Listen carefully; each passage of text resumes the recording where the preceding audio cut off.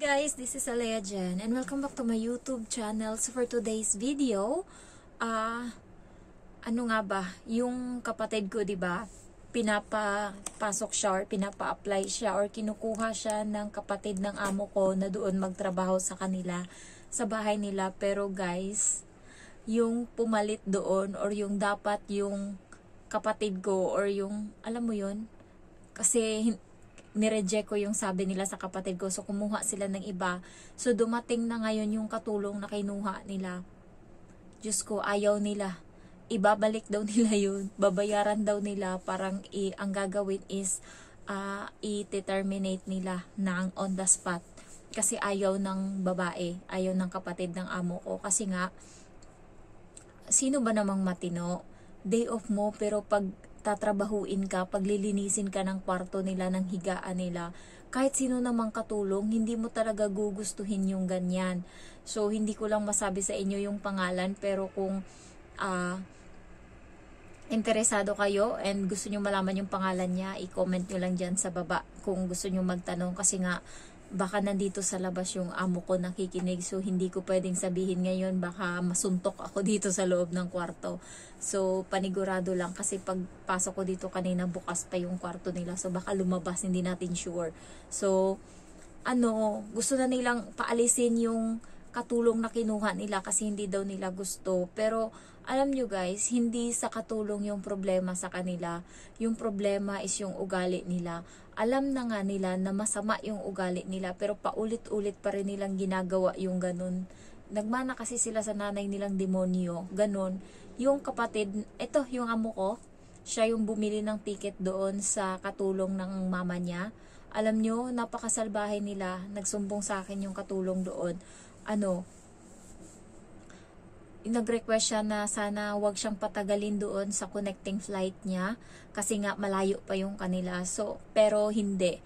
Ang kinuha ng amo ko yung pinakamura na ticket na may ganun na mag-antay pa siya ng siguro kalahating araw bago lang makalipad ng another plane, kasi dalawang plane yung sasakyan niya.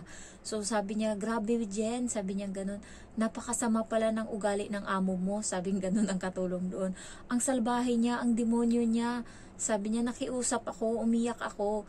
Sabi niya, kung gusto ko daw, bumili daw ako ng sarili kong ticket.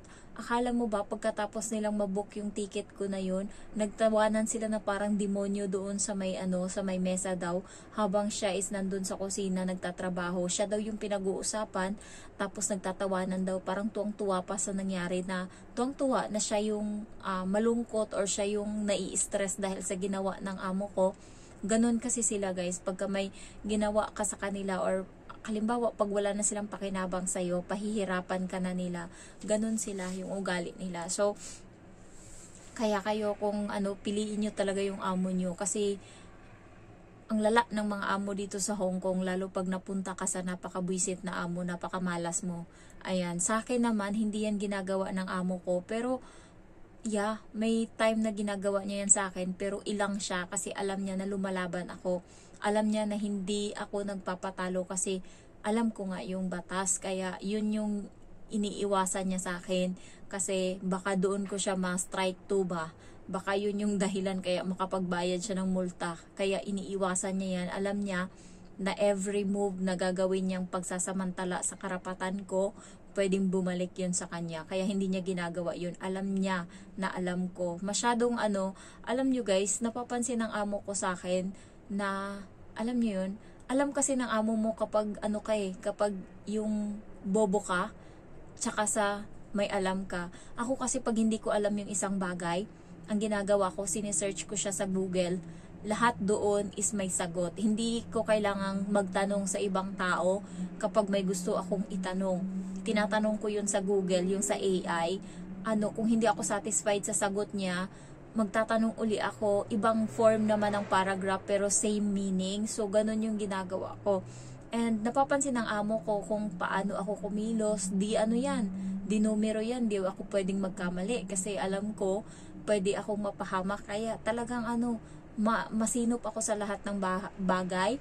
And the next is, sa handwritten ko, alam niya yung taong may pinag-aralan sa wala. Ayan. So, ang tino-tino ko magsulat, Tapos ang tino-tino ko talaga sa lahat, kaya hindi niya ako maanuhan ba. Yan kasi yung ginawa ko nung nag-aaral ako, ginagawa ko talaga yung best ko, hindi pwedeng okay na yan. Gusto ko ako yung pinakamagaling sa klase, kaya ginagawa ko talaga hanggang alas 12 ako nag-aaral. So na-apply ko siya ngayon nung nagtrabaho ako, lahat ng natutunan ko simula nung nagtrabaho ako hanggang ngayon, in-apply ko lahat yan, kung paano maging matapang. Kaya kahit gaano ka-demonyo yung amo ko, hindi siya umuubra sa akin. Demonyo din ako, pareho kaming dalawa, patigasan kami kung sino yung malupit sa amin. So alam niya rin kung hanggang saan lang siya, pero doon sa katulong ng mama niya, alam niya kasi na pwede niyang utuin yun, kaya inuuto niya. Sa akin naman, wala din naman, alam ko naman kasi yung karapatan ko.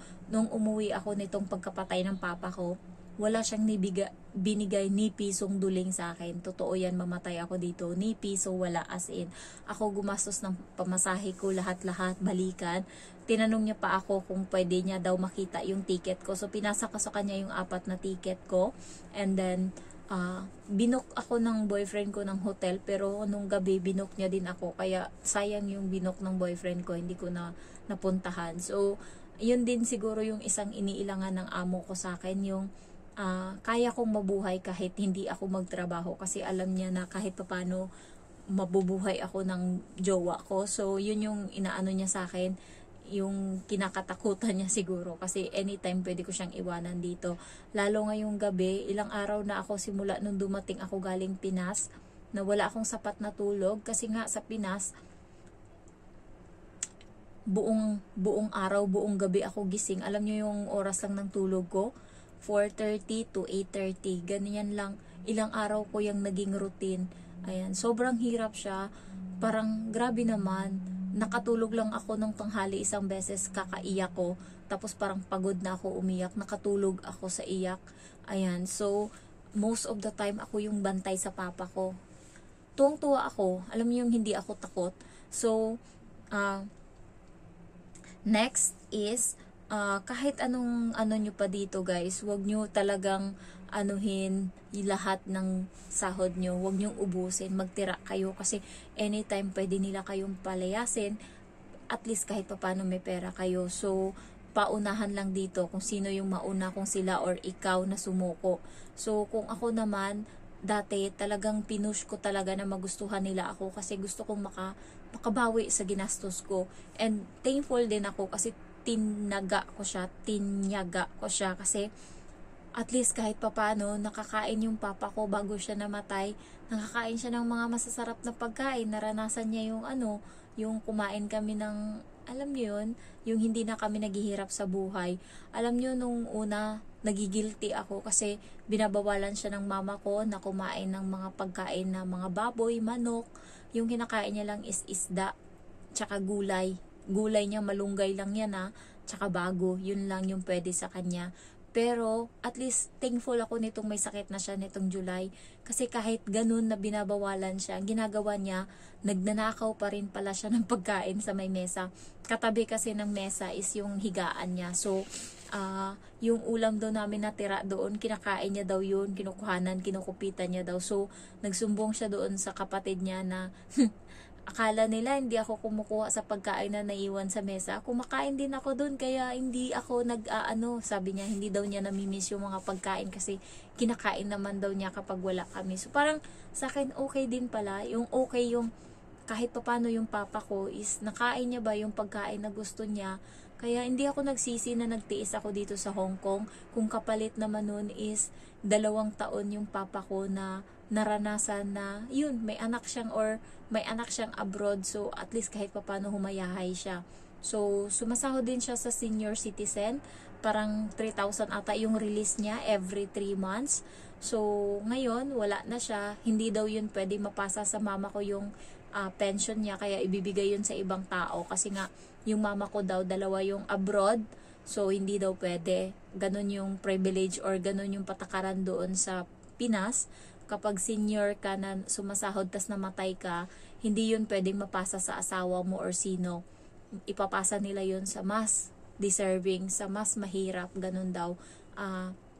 antay ka na naman uli kung sino yung mamatay dyan. Pero yung may mga abroad, hindi talaga masama. Ang benefits lang ng mga senior na kahit wala silang pension is member sila ng senior program na yan, is kapag namatay sila, merong bigay sa kanila. Yung sa amin is isang eco bag na malaki na puro pandesal. And then tinapay na yung yung tig-piso dati, nakalagay sa pack, siguro 100 pieces noon. Dalawang plastic na malaki. So siguro ang tagal din namin naubos yung pandesal, siguro mga 4 na araw bigay-bigay, kasi kapag marami kasi kaming bisita sa gabi sa bahay, so yun yung pinapakain namin. And then kape, ayan. So far guys, naitawid namin yung ng papa ko ng matiwasay. And then thankful ako kasi kahit papano naging malaking tulong sa akin yung itong Hong Kong, para kahit papano mapalagay yung papa ko ba na namatay siya, na hindi siya nag-worry na kawawa kaming naiwan niya kasi ganyan. So yun lang, tiyagain nyo talaga kapag meron, kasi hindi natin alam. At least kahit nandito ka pa, kaya mo munang magtrabaho, kaya mo munang mag-ipon para in case pwede ka nang umuwi para makasama mo yung pamilya mo.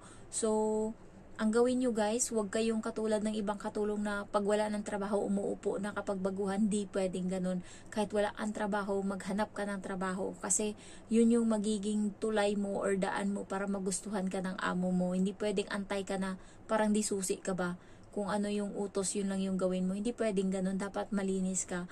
Kahit yung amo ko hindi yan nakatingin, malinis yan yung bahay. Kaya sabi nila, iba daw talaga kapag nandito ako sa bahay, kapag umaalis ako or nagbabakasyon o saan ako pupunta, na sila lang yung may iwan.